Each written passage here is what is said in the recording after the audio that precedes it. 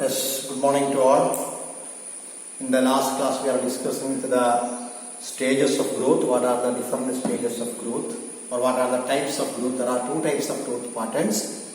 One is called sigmoid growth curve. There we can see three stages: lag phase, exponential phase, and stationary phase. S-shaped curve. We are seeing how that appears. It is called this kind of growth curve condition. That is the sigmoid growth curve, and then growth curve, S-shaped curve. Then another curve is called linear growth curve, where the growth takes place throughout the life in a same manner. There is no stages are there. From the starting point to the end of the life, same type of growth takes place. That is called as linear growth curve. So two types of growth patterns are observed in the living organisms. See, that is about the important type of patterns of growth. And today we can discuss some more things related to growth. One is called terms are there. Differentiation, redifferentiation,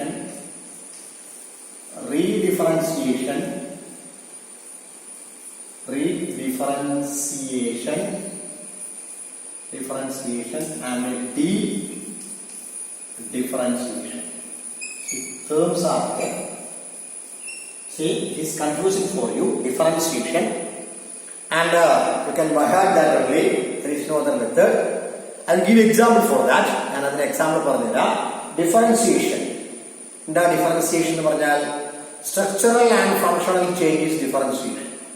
Cells undergo structural and functional change. One cell divide 4 cell ഉണ്ടായിരിക്കും.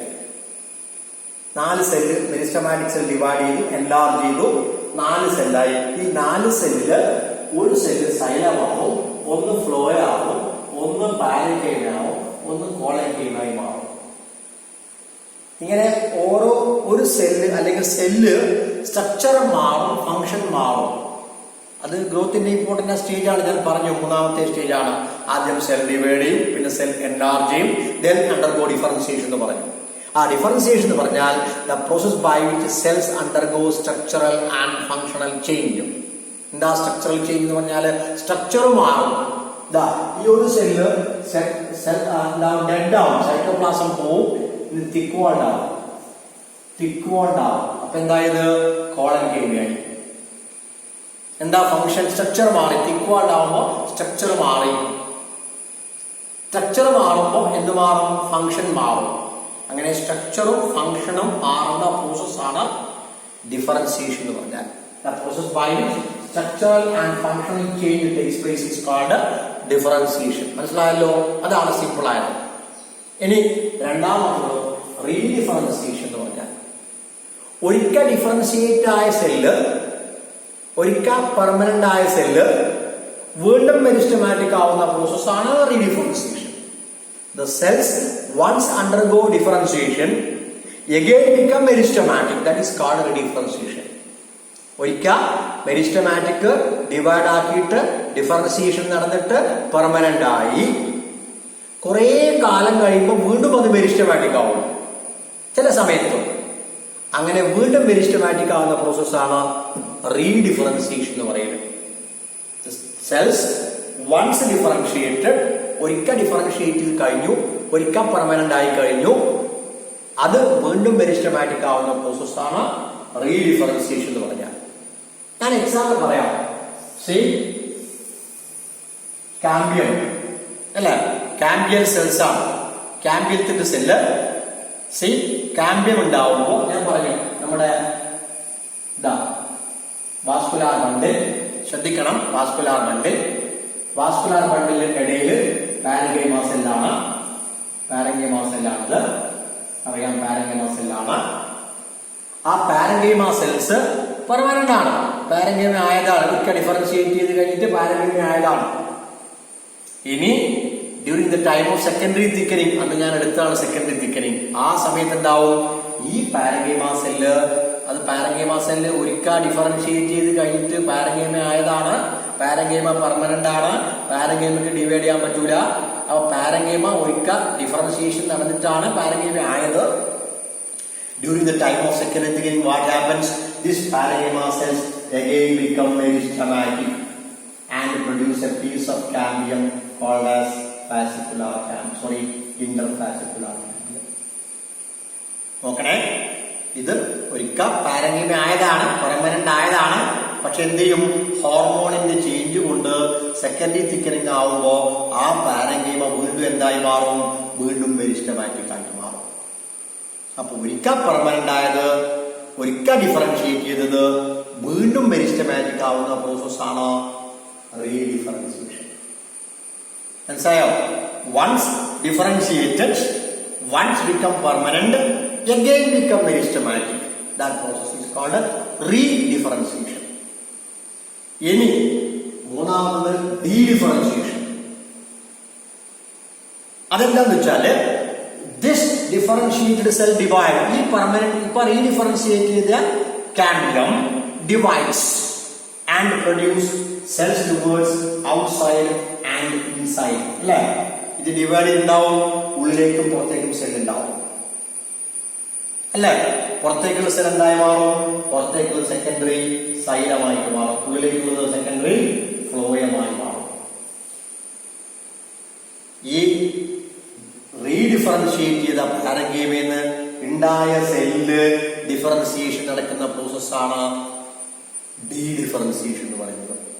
The cells produced from, അല്ലെ, ഇത് സെല്ലാണ്, ഇതിപ്പുണ്ടായതാണ്, ഇതിപ്പുണ്ടായത്, ഏതുണ്ടായതാ, differentiated ആയ സെല്ലിൽ നിന്ന് ഉണ്ടായ രണ്ട് സെല്ലാണത്. Cells produce from the differentiated cell, differentiated cells undergo differentiation and become secondary xylem, become secondary phloem. See, ഡീഡിഫറൻഷിയേറ്റ് ചെയ്ത ഈ കാമ്പിയത്തിന് ഉണ്ടായ സെല്ല് ഡിഫറൻഷിയേറ്റ് ചെയ്യുന്ന പ്രോസസ്സാണ് ഡീഡിഫറൻസിയേഷൻ എന്ന് പറയുന്നത്. The cells produce from redifferentiated cells undergo differentiation is called redifferentiation. See, മൂന്ന് term confusing ആണ്. അപ്പൊ structural and functional change takes place, that is called differentiation. Once differentiated cell undergo, we again become meristematic, that is called redifferentiation. Cells produced from the dedifferentiated tissue undergo differentiation. ഇത് redifferentiated ആണ്.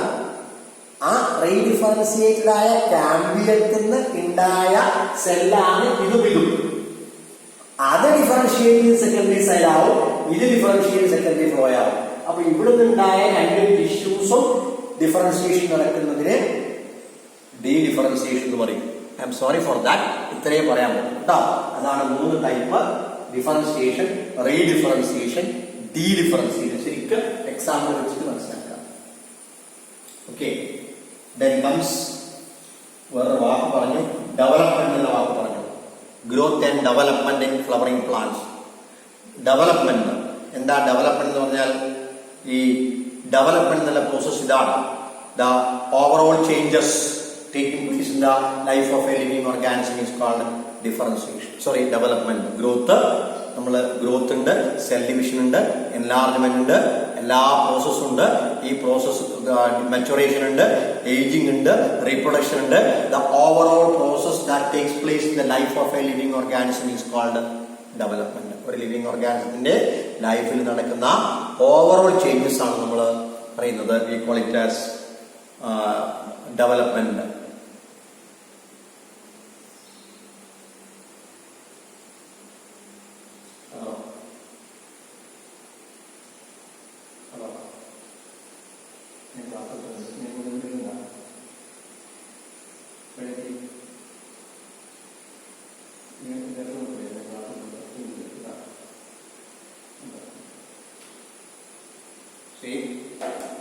So, development is the overall change that takes place that the life of a living organism is called development. That includes cell division, enlargement, differentiation, reproduction, senescence, aging.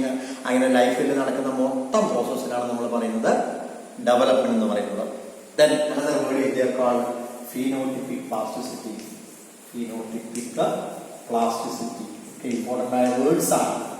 Phenotypic plasticity means നമ്മുടെ ഓരോ എർത്തിലെ ഓരോ പ്ലേസിലും climate different ആണ്, ഓരോ സ്ഥലത്തും environment different ആണ്.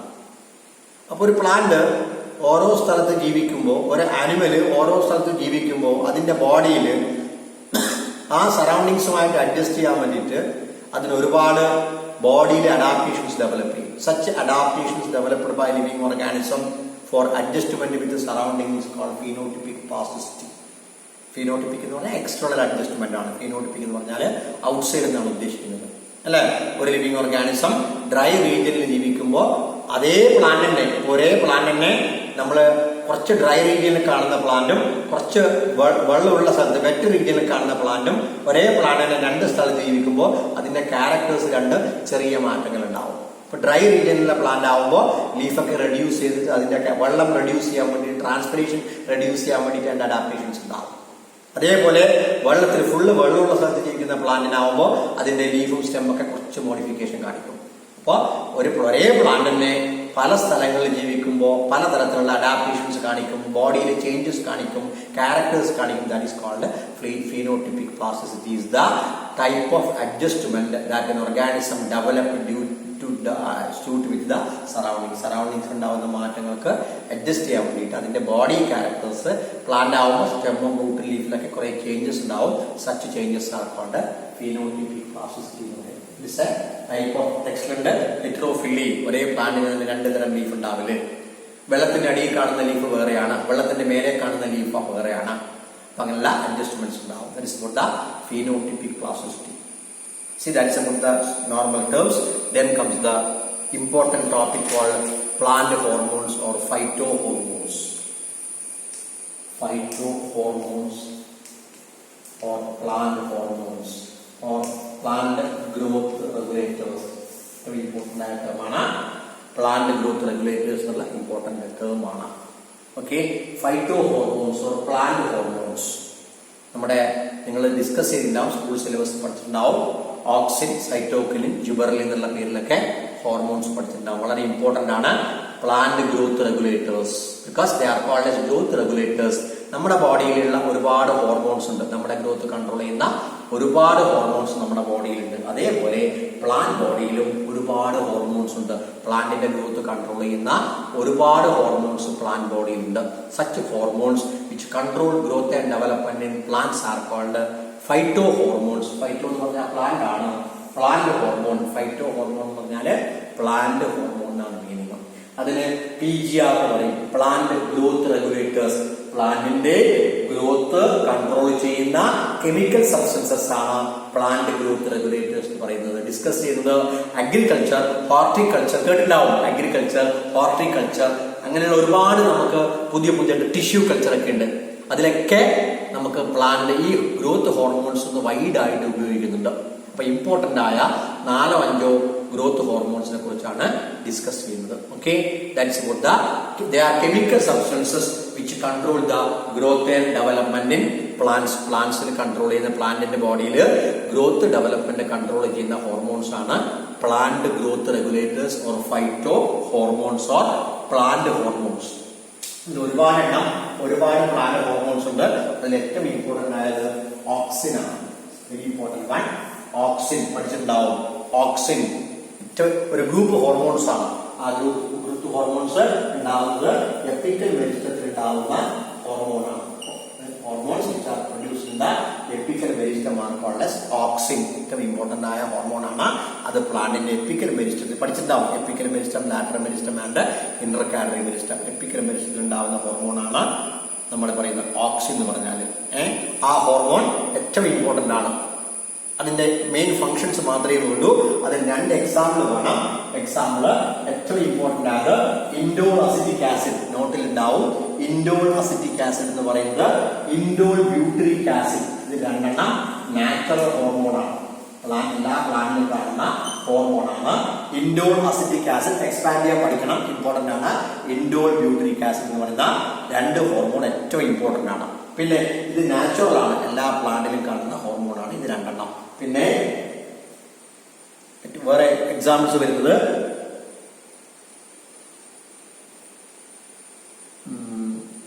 (2,4-D) naphthalene acetic acid.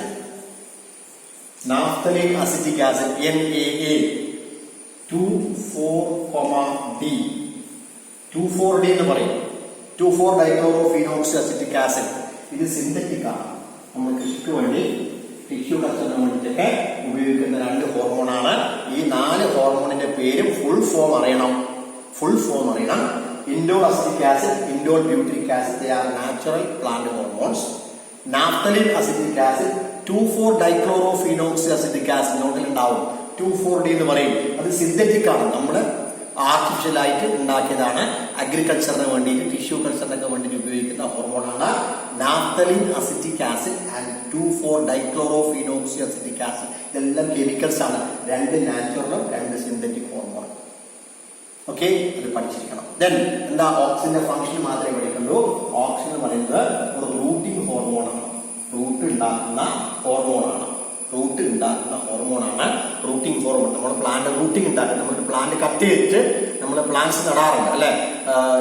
പല sugar cane പോലെ plant, നമ്മളെ ജാസ്മിൻ പോലെ പ്ലാന്റ് നമ്മൾ കട്ട് ചെയ്തിട്ടാണ് നടല് അല്ലെ. ടപ്പിയോക്കയെല്ലാം നമ്മൾ കട്ട് ചെയ്ത് നടലാണ്, കട്ടിംഗ് എന്ന് പറയും.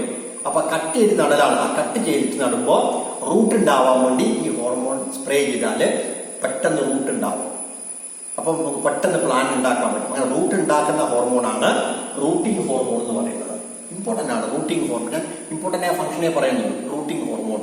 Then it is called helping the formation of callus in tissue culture. Tissue culture ചെയ്യുന്ന സമയത്ത് ഉപയോഗിക്കുന്ന ഹോർമോണാണ്. അത് കാലസ് ഉണ്ടാവാൻ വേണ്ടിയിട്ട്. അത് ടിഷ്യൂ കൾച്ചർ എക്സ്പ്ലെയിൻ ചെയ്യുമ്പോൾ ഞാൻ എക്സ്പ്ലെയിൻ ചെയ്യാം. അത് പ്രോസസ്സ് മുഴുവൻ പറയണം. I have to explain the second year. പഠിക്കാൻ കാലസ് എന്ന് പറഞ്ഞാൽ ഒരു ടിഷ്യൂ ആണ്. ടിഷ്യൂ കൾച്ചറിന്റെ സമയത്ത് ഉണ്ടാവുന്ന ഒരു ടിഷ്യൂ ആണ് കാലസ്. ആ ടിഷ്യൂ കൾച്ചറിന് കാലസ് ഉണ്ടാവാൻ വേണ്ടി യൂസ് ചെയ്യുന്ന ഹോർമോണാണ് ഓക്സിൻ. അത് ഞാൻ പ്രോസസ്സ് ഞാൻ പിന്നീട് എക്സ്പ്ലെയിൻ ചെയ്തു തരാം. Then comes apical dominance. Apical dominance is controlled by hormone. Apical dominance is there. Process ഉണ്ട്. ഞാൻ ലിബറിൽ പറയുമ്പോഴത്തരാം. എപ്പിക്കൽ ഡോമിനൻസിന്റെ പ്രോസസ് ഉണ്ട്. എപ്പിക്കൽ ബഡ് ഡോമിനന്റ് ആണ്. ഒരു പ്ലാന്റിൽ 2 ബഡ് ഉണ്ടാവും അല്ലെ. ഒരു പ്ലാന്റിൽ 2 ബഡ് ഉണ്ടാവും. സാധാരണ ഒരു പ്ലാന്റിന്റെ ബഡ് പറയുമ്പോൾ ഇവിടെയുള്ള ബഡാണ് എപ്പിക്കൽ ബഡ് എന്ന് പറയുന്നത്. ടിപ്പിലുള്ള ബഡാണ് എപ്പിക്കൽ ബഡ് എന്ന് പറയുന്നത്. ഇവിടെയുള്ള ബഡാണ് ആക്സിലറി ബഡ് എന്ന് പറയുന്നത്. ഇവിടെ ആക്സിലറി ബഡ് ഉണ്ടാവും, എപ്പിക്കൽ ബഡ് ഉണ്ടാവും. ഇതിലാരാ ഡോമിനന്റ്? ഡോമിനന്റ് എന്ന് പറഞ്ഞാൽ പവറാണ്. ആർക്കാ പവർ കൂടുതൽ? എപ്പിക്കൽ ബഡിനാണ് പവർ കൂടുതൽ അല്ലെ. എപ്പിക്കൽ ബഡ് ഉണ്ടാവുമ്പോൾ ഇത് വളരില്ല. നമുക്കറിയാം, നമ്മൾ ഇത് കട്ട് ചെയ്താല്, ഈ ടിപ്പ് കട്ട് ചെയ്താല് ബ്രാഞ്ച് വരും. ഗാർഡൻ പ്ലാന്റ്സിൽ ടിപ്പ് കട്ട് ചെയ്യുന്നുണ്ട്. അപ്പം അതിന്റെ ബ്രാഞ്ചസ് വരും. എന്തുണ്ടാ ഈ ഇത് ഉണ്ടാവുമ്പോ, എപ്പിക്കൽ ബഡ് ഉണ്ടാവുമ്പോ ആക്സിലറി ബഡ് വളരില്ല. അങ്ങനെ എപ്പിക്കൽ ബഡിന്റെ കൺട്രോളിംഗ് പവറാണ് എപ്പിക്കൽ ഡോമിനൻസ് എന്ന് പറയുന്നത്. Epical bud control the growth of axillary bud. അപ്പൊ ഇത് കട്ട് ചെയ്യുന്ന കഴിയുമ്പോൾ ഇത് വളരെ ബ്രാഞ്ചസ് വരും. അപ്പൊ എപ്പിക്കൽ ഡോമിനൻസ് കൺട്രോൾ ചെയ്യുന്നത് ഓക്സിൻ ആണ്. Then with control the parthenocarpy. നമ്മളെ ഫ്രൂട്ട്സ് ഉണ്ടാവാൻ, നമ്മള് സീഡില്ലാത്ത ഫ്രൂട്ട്സ് ഉണ്ടാക്കാൻ പാർത്തനോകാർപ്പി എന്ന് പറയും. അതിനെ ഹെൽപ്പ് ചെയ്യുന്ന ഹോർമോണാണ് ഓക്സിൻ എന്ന് പറയുന്നത്. അപ്പൊ ഇമ്പോർട്ടന്റ് ആയ ഫങ്ഷൻസ് ആണ് apical dominance, promote parthenocarpy, tissue culture use ചെയ്യുന്ന ഹോർമോണാണ് 2,4-D or killing weeds. Herbicide ആണ്. വീഡ്സിനെ കില്ല് ചെയ്യാൻ വേണ്ടി ഉപയോഗിക്കും. നമ്മുടെ ഗ്രാസിനെല്ലാം, ഗ്രാസ് അല്ലെങ്കിൽ വീഡ്സ് എന്ന് പറഞ്ഞാൽ അൺവാണ്ടഡ് പ്ലാന്റ്സ് ആണ്. നമ്മൾ വേണ്ടാത്ത പ്ലാന്റ്സിൽ ഇത് സ്പ്രേ ചെയ്താൽ ഇത് കെമിക്കലാണ്. ഇത് സ്പ്രേ ചെയ്തിട്ട് ഉണക്കാൻ വേണ്ടി ഉപയോഗിക്കാറുണ്ട്. സോ ഇമ്പോർട്ടന്റ് ആയ ഫംഗ്ഷൻ ഏറ്റവും ഓർക്കുന്നത് റൂട്ടിംഗ് ഹോർമോണാണ്. കാലസ് ടിഷ്യൂ കൾച്ചർ ആണ്. ഏറ്റവും ഓർക്കുന്നത് എപ്പിക്കൽ ഡോമിനൻസ് ആണ്. ഓക്സിൻ എന്ന് പറയുന്ന, ഓക്സിൻ എന്ന് പറഞ്ഞാൽ ഒരു ഹോർമോൺ അല്ല, ഒരു ഗ്രൂപ്പ് ഹോർമോൺ ആണ്. അതിന് 4 എക്സാമ്പിൾ ഞാൻ തന്നു കഴിഞ്ഞു. ഇത് നാച്ചുറൽ ആണ്, ഇത് സിന്തറ്റിക് ഹോർമോൺ ആണ്. ഇത് ഏറ്റവും ഇമ്പോർട്ടന്റ് ആയ ഒരു എക്സ്പെരിമെന്റ് ഉണ്ട്. അത് ഞാൻ നാളെ എക്സ്പ്ലെയിൻ ചെയ്തുതരാം. Callus formation, apical dominance, parthenocarpy, rooting hormone, ഇതൊക്കെ ഓർക്കുക. ഓക്സിന്റെ ഫംഗ്ഷൻ മാത്രമേ കൊണ്ടു, വേറെ ഒന്നും വേണ്ട. അപ്പോൾ ആ ഫംഗ്ഷൻ മാത്രം നോക്കുക. ഇതാണ് ഓക്സിൻ എന്നുള്ള ഗ്രൂപ്പ് ഹോർമോൺ ആണ്. ഇനി 3 ഹോർമോൺ ബാക്കിയുണ്ട്. അത് നമുക്ക് നാളെ ഡിസ്കസ് ടുമോറോ ആൻഡ് നോട്ട്സ് തരാം. And I think that we can complete by 2 hours. 2 ക്ലാസ്സിൽ നമുക്ക് ഈ ചാപ്റ്റർ കംപ്ലീറ്റ് ചെയ്യാം. Then we can pass on to the discussion, focus area discussion. നമുക്ക് പോകാം. Thank you.